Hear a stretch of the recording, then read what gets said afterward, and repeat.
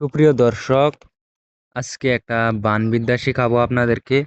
যে বানবিদ্যাটা খুবই পরীক্ষিত এবং কিভাবে কাজ করলে শত্রুকে আপনি প্যারালাইজ করতে পারবেন এবং হাত পা অবশ করে দিতে পারবেন। ভিডিওটা প্রথম থেকে শেষ পর্যন্ত দেখতে থাকেন, তাহলে সবকিছু জানতে পারবেন, শিখতে পারবেন। ঠিক আছে, তো চলুন শুরু করা যাক। ভিডিওটা শুরু করার আগে আপনাদের একটা ছোট রিকোয়েস্ট করব, যারা চ্যানেল নতুন এসেছেন অবশ্যই চ্যানেলটাকে সাবস্ক্রাইব করেন এবং একটা লাইক করেন। যারা চ্যানেলটাকে এইমাত্র সাবস্ক্রাইব করেছেন এবং লাইক করেছেন তাদেরকে অসংখ্য ধন্যবাদ। সেক্ষেত্রে আপনারা ভালো কিছু শিখতে পারবেন এবং ভালো ভালো বিদ্যা আপনারা শিখতে পারবেন। তো সুপ্রিয় দর্শক, আপনারা ভিডিওগুলা সাবস্ক্রাইব করেন, লাইক করেন এবং বেশি বেশি করে শেয়ার করেন। সেক্ষেত্রে ভিডিও ক্রিয়েট করতে মোটিভেশন আসে এবং আপনাদের হিসাবে বিদ্যা আপলোড করা হয়।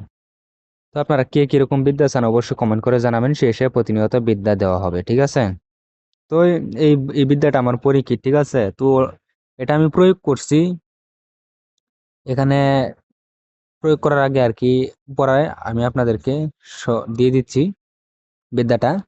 ঠিক আছে, যারা পার্সোনাল ভাবে শিখতে চান এর থেকে কোটি কোটি গুণ ভালো বিদ্যা রয়েছে, যেগুলা পার্সোনাল ভাবে শিখলে শেখানো হবে। অবশ্যই যোগাযোগ করতে পারেন। ঠিক আছে, আর আমার কাছে অনেক ডায়েরি রয়েছে গুরুবিদ্যা। তো আপনারা যদি আমার নিজ সাবরী মন্ত্র ডায়েরিটা নিতে চান তাইলেও যোগাযোগ করতে পারেন, সমস্যা নেই। আপনাদেরকে দেওয়ার চেষ্টা করবো, হোয়াটসঅ্যাপের মাধ্যমে যোগাযোগ করবেন। অবশ্যই সাবরী মন্ত্র ডায়েরিটা দিয়ে দিব, সেই ডায়েরি থেকে আপনি যেই কাজে করবেন কাজ হবে। ঠিক আছে, মন্ত্র দেখে দেখে পাঠ করলেও কাজ হয়ে যাবে, কোনো সমস্যা নেই। বহু ভাই এবং বোন আছেন যারা এগুলা কাজ নিজে করতে পারেন না এবং এগুলা সামগ্রী বা যেগুলা জিনিসের কথা উল্লেখ করা হয়ে থাকে সেগুলা আপনারা জোগাড় করতে পারেন না। সেক্ষেত্রে আপনারা আমার সঙ্গে যোগাযোগ করতে পারেন, আপনাদের সমাধান ইনশাল্লাহ করে দেওয়া হবে এবং আপনাদের কাজ আমি নিজে করে দিব। অবশ্যই আপনারা যদি চান জীবনের লাস্ট চিকিৎসা হিসেবে যোগাযোগ করতে পারেন, কোনো সমস্যা নেই। বহুতান্ত্রিক কবিরাজ ভাই আছেন, এগুলা কাজ করেন, আপনাদের কাছে বই পুস্তক আছে, তন্ত্রমন্ত্র জানা আছে, কাজ করেন, কাজ হয় না। ঠিক আছে, সেক্ষেত্রে আপনারা আমার সঙ্গে যোগাযোগ করতে পারেন। আপনাদেরকে কিছু secret rules, formula, terms, condition শিখায় দেওয়া হবে এবং জানিয়ে দেওয়া হবে, যার জরিয়তে আপনারা সেই নিয়মগুলা ইউজ করে সকল কাজ করবেন, কাজ হয়ে যাবে। ঠিক আছে, কিছু গোপন বেদ থাকে যেগুলা সবাই জানা থাকে না।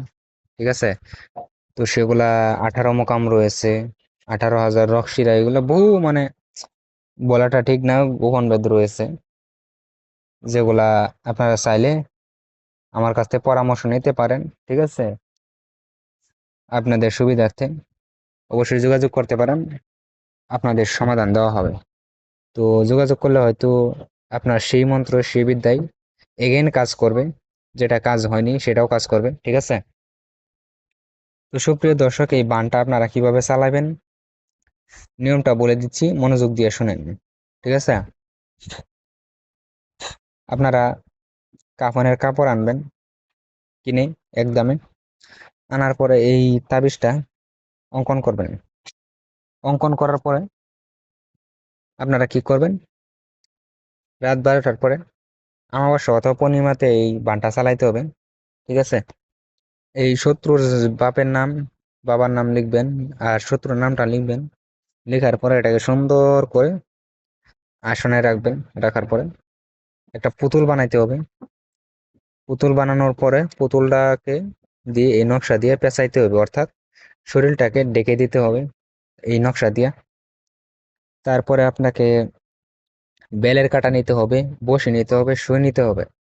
নেওয়ার পরে তো বাকি আপনারা কাজটা করবেন, করে সেটা পুঁতে দিতে হবে। ঠিক আছে, পুঁতে দেওয়ার 3 ঘন্টার ভিতরে, মানে আপনি কাজটা করলেন, পুঁতে দিলেন, তার সময়টা মানে 3 ঘন্টার মধ্যে কাজটা করার শেষে 3 ঘন্টা পরে আপনি রেজাল্ট পেয়ে যাবেন। দেখবেন অটোমেটিকলি আপনার শত্রু বিছনায় পড়ে গেছে, প্যারালাইজ হয়ে গেছে, আর হাত পায়ে শক্তি পাবে না, শারীরিকভাবে অচল হয়ে যাবে।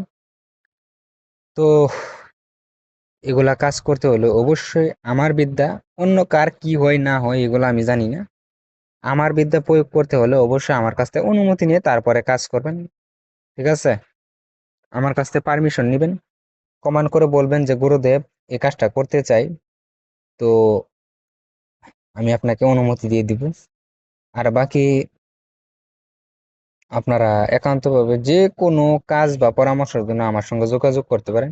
গোটা বিশ্বর যে কোনো কাজ বা পরামর্শের জন্য যোগাযোগ করতে পারেন, আপনাদের সমাধান দেওয়া হবে 100% গ্যারান্টি সহকারে। আর বাকি আপনারা এগুলা কাজ নাজায়েজ ভাবে করবেন না। যদি এগুলা কাজ করতে গিয়ে উল্টাপাল্টা করে ফেলেন, সেক্ষেত্রে আপনার ক্ষয়ক্ষতি যেতে পারে। আপনার যে কোনো গুরু থাকে, আপনার গুরুর কাছ থেকে পরামর্শ নিয়ে তারপরে করবেন, অথবা আমার বিদ্যা আমার কাছ থেকে পরামর্শ নিয়ে কাজটা করবেন। ঠিক আছে? তো এই ছিল নিয়ম কানুন। সবাই ভালো থাকেন, ধন্যবাদ।